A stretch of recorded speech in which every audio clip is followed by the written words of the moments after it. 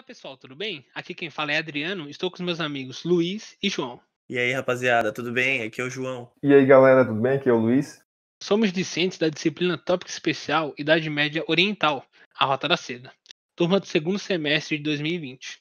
Esse podcast está disponível no canal do YouTube História Medieval UFSC e hoje conversaremos sobre o texto da autora Rita de Cássia Campos, Judeus, Rotas Comerciais e Redes de Comunicação no Mundo Mediterrâneo. Ela é mestra em História pela Universidade Federal do Rio Grande do Sul e membro do GT de Estudos Medievais da ANPUR, também do Rio Grande do Sul. Esse texto está disponível no livro Os Viajantes Medievais da Rota da Seda, do autor José Rivair Macedo, entre as páginas 101 e 117. A autora começa o texto apresentando para a gente, dando uma contextualização, né, da situação dos judeus ali na região do Mediterrâneo. Isso aí é no período ali da Antiguidade Tardia, né, Império Romano. Ela menciona que teve, através de duas revoltas, houve a queda da elite judaica, o que possibilitou a ascensão dos rabis, que eram os mestres, os conhecedores da lei, e através dos rabis foram se criando comunidades, essas comunidades foram crescendo cada vez mais.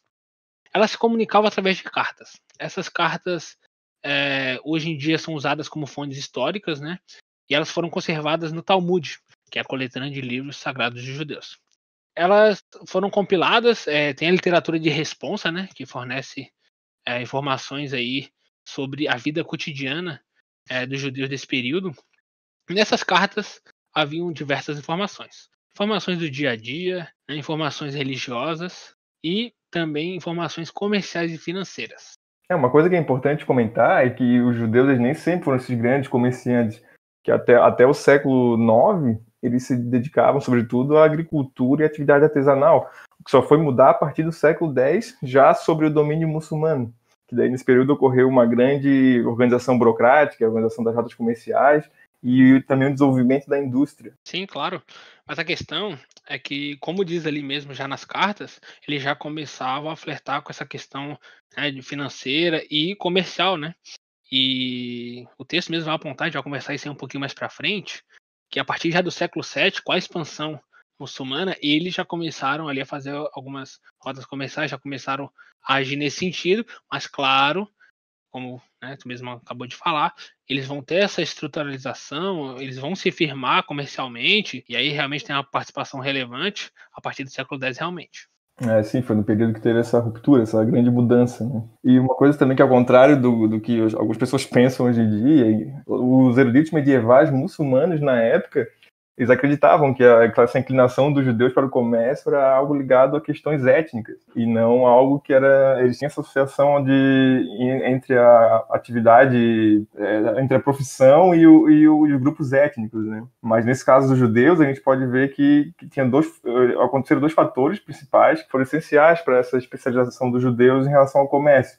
Foram as altas taxas cobradas pelas autoridades islâmicas pelo uso de terra por não muçulmanos, e a dispersão geográfica das comunidades judaicas, no Mediterrâneo, nas estepes russas, nas tribos berberes do Saara, por exemplo, até mesmo na Índia e na China. Então, Luiz, como você, falou, essa dispersão geográfica das comunidades judaicas, ela não só resultou, ela ajudou a criar as 3 rotas comerciais principais dos judeus. Sim. Seria uma rota terrestre que passava por Antioquia, por Bagdá e seguia para a Índia e para a China.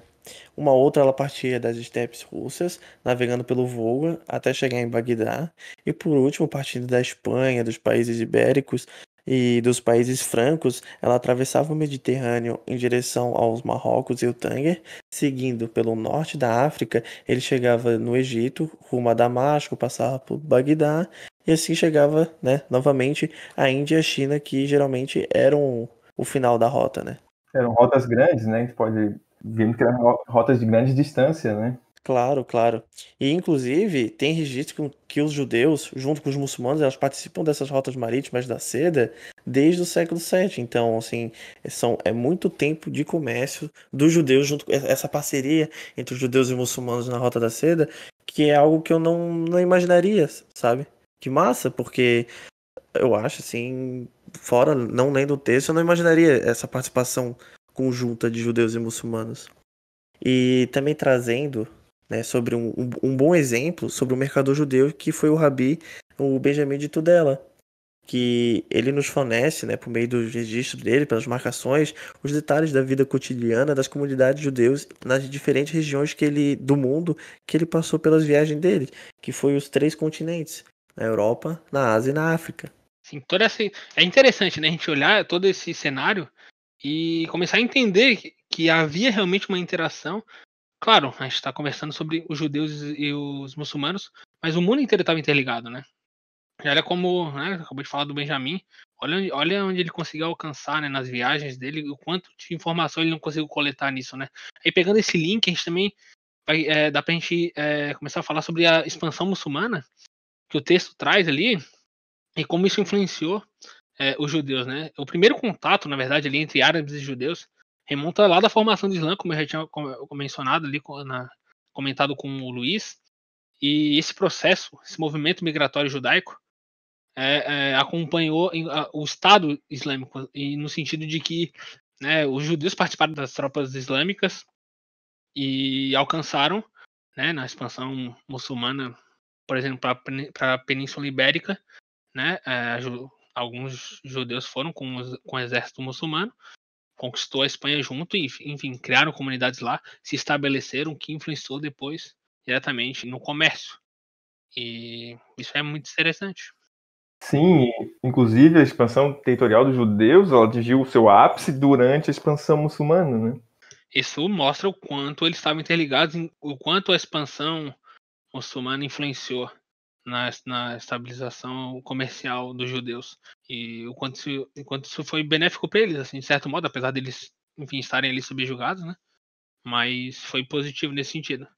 Aí já falando também sobre essa questão do domínio islâmico, a solidariedade intercomunitária entre as comunidades, né, não muçulmanas, no caso dos judeus, tornou-se muito importante, pois isso garantia a arrecadação necessária, por exemplo, para o pagamento da jizya, que era o tributo de captação imposto aos não muçulmanos em troca de segurança e proteção. Isso era unificado pelo Pacto de Jimá, né, que no caso é justamente isso, esse pacto de proteção que o governante muçulmano tinha com seus súditos que não exerciam a mesma religião deles, não eram do Islã.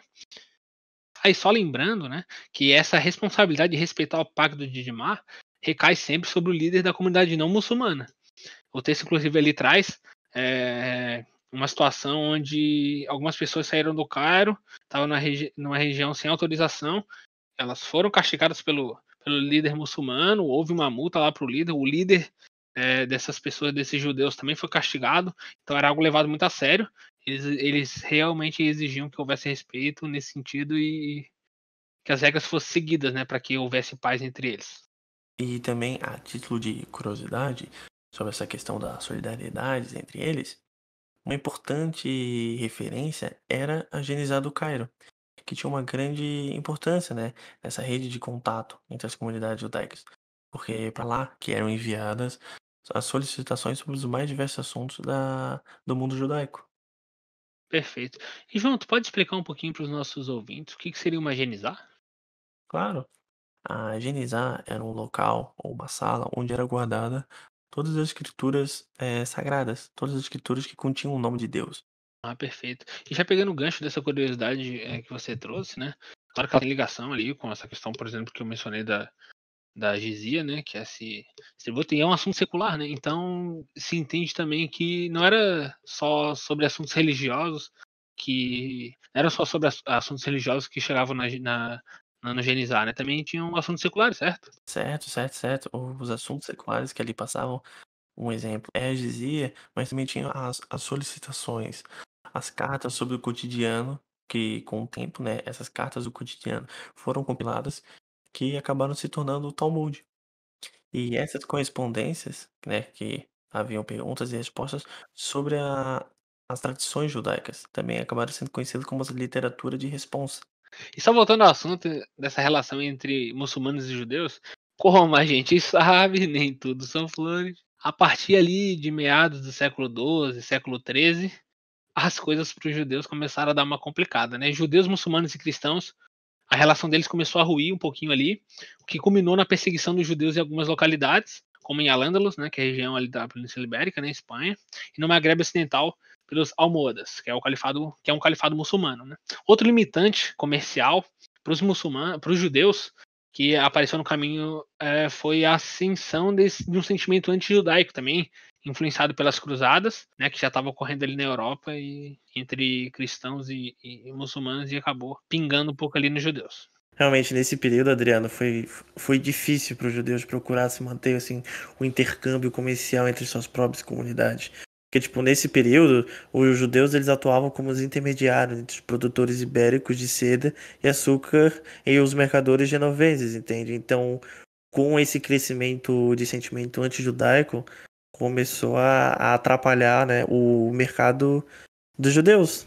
Porque, como no texto mostra ali, eles não eram eles eram os intermediários das negociações. E acabou limitando, né, a rede de comércio deles por conta disso, né? Exatamente. O que começou a dar uma pegada. Mas a título de curiosidade também, acho que é importante a gente falar, é que já no século XV, os judeus eles contribuíram muito para que os navegantes portugueses conseguissem obter o monopólio marítimo para as Índias através do Oceano Índico.